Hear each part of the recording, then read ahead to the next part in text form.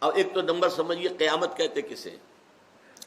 ہمارے ہاں اردو میں غلط العام کے طور پر قیامت کہتے ہیں الساعہ کو.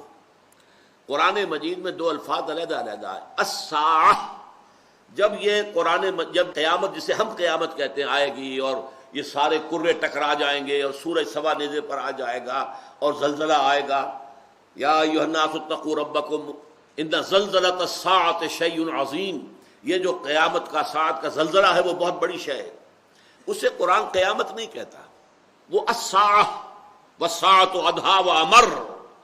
وہ جو ہے ساعہ، جبکہ یہ ہلچل بچ جائے گی پوری کائنات کے اندر، تباہی آئے گی، وہ در حقیقت بہت ہی کڑوی شے ہے اور بہت ہی وہ خوفناک شے ہے.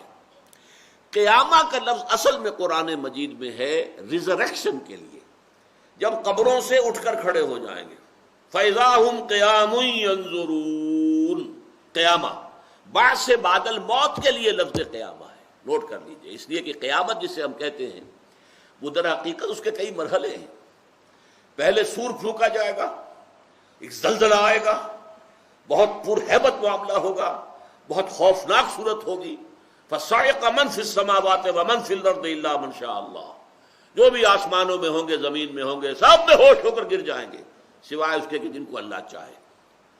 عام خیال یہ کہ سوائے حملۃ العرش، وہ جو فرشتے ہیں جو اللہ کے عرش کو اٹھائے ہوئے، صرف وہ بچیں گے، ان پر موت طاری نہیں ہوگی.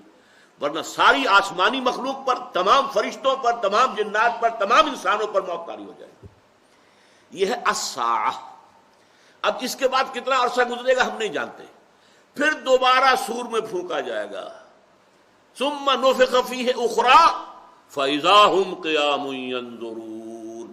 جب دوبارہ سور میں پھونک ماری جائے گی تو وہ سب کے سب کھڑے ہوں گے. یخرجون من الاجداث سراعا کانہم الی نصب یوفضون. وہ اپنی اپنی قبروں سے نکل کر ایسے دوڑیں گے جیسے کہ کوئی ہدف ہے جس تک پہنچنا ہے، انہیں دوڑ لگا رہے ہیں ایک دوسرے کی طرف. یہ ہے قیامت.